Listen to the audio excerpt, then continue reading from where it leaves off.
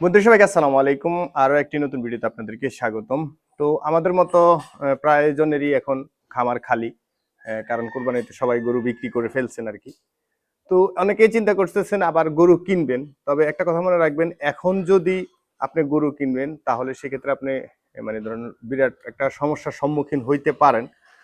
যারা একেবারে পূর্বের খামারি বা অনেকদিন ধরে এই সেক্টরে আছেন, তাদেরকে এই বিষয়টা আশা করি বলা লাগবে না, কারণ হচ্ছে যে তারা এই বিষয় নিয়ে অলরেডি জেনে গেছেন। 2-4 বছর 5 বছর ধরে যারা গরু পালন করতেছেন আর কি। তো মূলত হচ্ছে যে যারা নতুন, হয়তো বা 2-1 বার গরু পালন করছেন বা এইবারই শুধু পালন করছেন, এখন আবার ধরেন আপনার খামার বিক্রি মানে কোরবানিতে সব গরু বিক্রি করে দিয়ে এরপর আপনার খামার খালি হয়ে গেছে, এখন আপনি গরু কিনবেন আবার চিন্তা করতেছেন।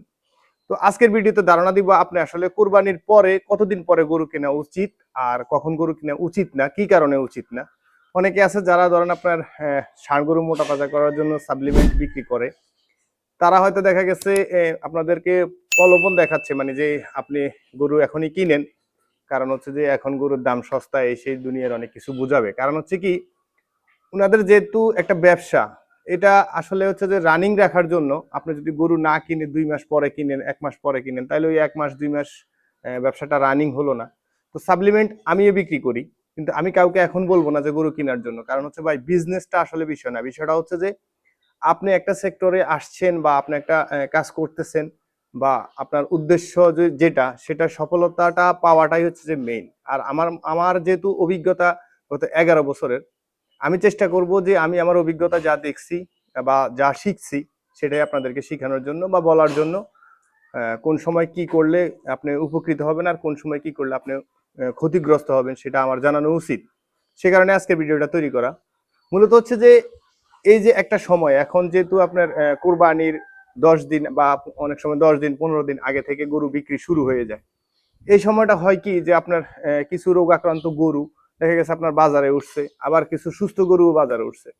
ওই সুস্থ গরুগুলো যখন আপনি মানে রোগ আক্রান্ত গরুর সাথে বেঁধে আবার যদি আপনার খামারে নিয়ে আসেন, সেক্ষেত্রে ওই খামারে বিভিন্ন ভাইরাস আসার সম্ভাবনা থাকে।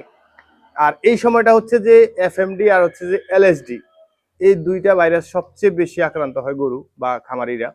কারণ হচ্ছে যে আপনার এফএমডিটা হচ্ছে যে আপনার ধরেন আপনার যদি আমার খামার থেকে 1 কিলোমিটারের চতুর্পাশে যদি কখনো এফএমডি হয়ে থাকে, সেই ক্ষেত্রে যদি আমার ভ্যাকসিন দেওয়া না থাকে, অনেক সময় আমার খামারে হওয়ার সম্ভাবনাও থাকবে বা আপনার খামার হওয়ার সম্ভাবনাও থাকবে এফএমডিটা। আর যেটা এলএসডি, এটা হচ্ছে যে মশা মাছির মাধ্যমে ছড়ায়। এখন হচ্ছে যে একটা মশা বা একটা মাছি যদি একটা রোগ আক্রান্ত গরুকে কামড় দিয়ে যদি আপনার সুস্থ গরুকে এসে কামড় দেয়, সেক্ষেত্রে এই রোগটা ছড়াতে পারে এলএসডি। তো এইগুলা আসলে হচ্ছে যে এই যে এখন যেহেতু আপনার আপনার আশেপাশে গরু কোরবানি হয়েছে, তারপর হচ্ছে যে আপনার বাড়িতে গরু কোরবানি হয়েছে, এখন কোন গরুটা সুস্থ আর কোন গরুটা অসুস্থ সেটা আসলে বোঝা অনেকটা টাফ হয়ে যায় যদি সরাসরি না দেখা যায় আর কি।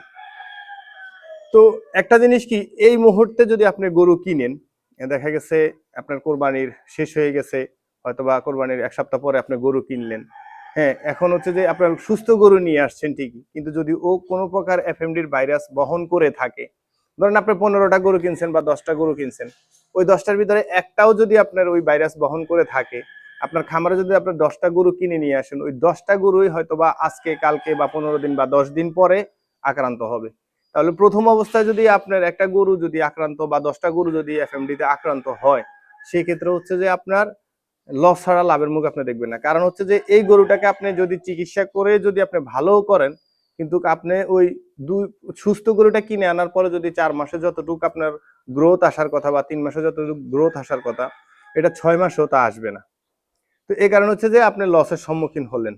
তো একটা কথা মনে রাখবেন, এই মুহূর্তে আমি মনে করি আগামী 1 মাসের ভিতরে টোটালি কোনো গরু খামার থেকে মানে খামারে কিনে আনা যাবে না বা কোনো গরু আনা যাবে না। এখন আপনার কাজ হচ্ছে, যেহেতু আপনি গরু বিক্রি করে খামার খালি করে ফেলছেন, সেই ক্ষেত্রে আপনাকে অবশ্যই খামারকে একেবারে পটাশ পানি, তারপর হচ্ছে যে আপনার ব্লিচিং পাউডার দিয়ে ভালোভাবে ধুয়ে ঘষে প্রত্যেকটা চারি ঘষে এরপর হচ্ছে যে আপনার জীবাণুমুক্ত করে খামারটাকে 1 মাস রেখে দিন, আপনি 1 মাস রেস্ট নিন।